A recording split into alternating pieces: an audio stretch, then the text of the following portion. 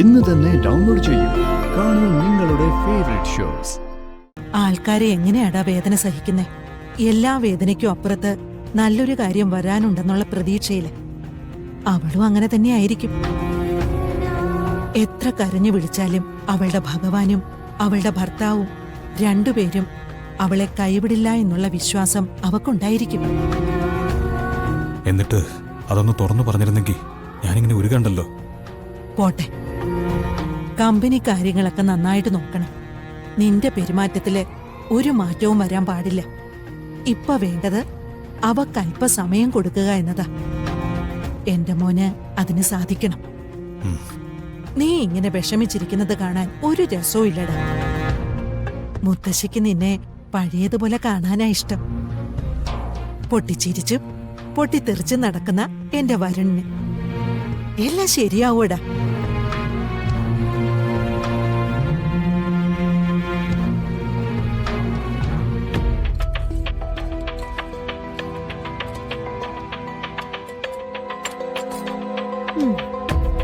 ചിലർക്കൊരു ധാരണയുണ്ട്, ലോകത്തിലെ ഏറ്റവും വലിയവൻ താനാണെന്ന്. അതിനുള്ള ശിക്ഷ ഇപ്പൊ കിട്ടിയത്. ഒരു ബിസിനസ് പോയതുകൊണ്ട് കണിമംഗലം ഗ്രൂപ്പിന് ഒന്നും സംഭവിക്കാൻ പോകുന്നില്ല. പക്ഷേ അഹങ്കാരം ഒന്ന് കുറഞ്ഞു കിട്ടുമല്ലോ വരുണ്ട്. നീ എന്തൊക്കെയാ മോളെ പറയുന്നേ?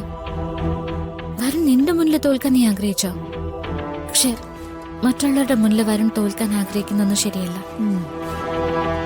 എന്റെ ചിന്ത നേരെ തിരിച്ചാ. എന്നെ എതിർത്ത് സംസാരിക്കുന്ന ഒരാള് ലോകത്തിന്റെ മുഴുവൻ മുൻപിലും തോൽക്കണം. അനുഭവിക്കട്ടെ.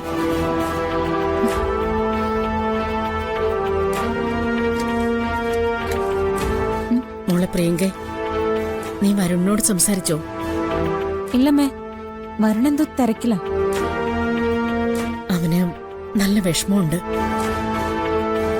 വരുണിന്റെ വിഷമം മാറ്റാൻ അമ്മ നല്ലൊരു മാർഗം പറഞ്ഞു തരട്ടെ? പറഞ്ഞോളൂ. അവന് കുഞ്ഞിലെ കടലപ്പായസം നല്ല ഇഷ്ടോ. ചെറുപ്പത്തിലെ അവൻ എന്തെങ്കിലും വഴക്കിട്ടിരിക്കുകയോ സങ്കടപ്പെടുകയോ ചെയ്താ ഞാനത് അങ്ങനെ തീർക്ക.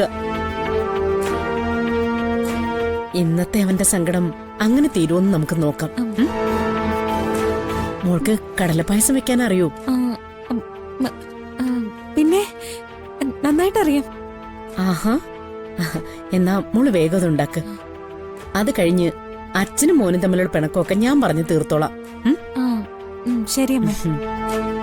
ശരി.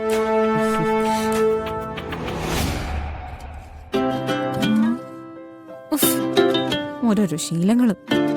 പിണക്കം തീർക്കാൻ കടല പായസം. അമ്മമാർക്കല്ലേ കുഞ്ഞുങ്ങളുടെ മനസ്സ് നന്നായിട്ട് അറിയൂ. അമ്മയ്ക്കത് ഉറപ്പുണ്ടെങ്കിൽ നീ അത് ഉണ്ടാക്കി കൊടുക്ക്. ഉണ്ടാക്കി കൊടുക്കാന്ന് പറഞ്ഞ എനിക്കത് അറിയണ്ടേ? പിന്നെ നീ അമ്മയോട് പറഞ്ഞതോ എനിക്കറിയാന്ന്. അതും ഇതുപോലും അറിയില്ല എന്ന് പറഞ്ഞ അത് പിന്നെ മോശമല്ലേ ചേച്ചി? അതെ, ആരും കാണാതെ കുറച്ച് കടലപ്പായസം ഉണ്ടാക്കി തരാൻ പറ്റുമോ? പിന്നെ പായസം ഉണ്ടാക്കി തരുന്നൊക്കെ കൊള്ളാം. പക്ഷെ അതിന്റെ ക്രെഡിറ്റ് എടുക്കാൻ വേണ്ടി അവിടെ വന്ന് നിൽക്കരുത്. പറ്റുമോ ഇല്ലയോ?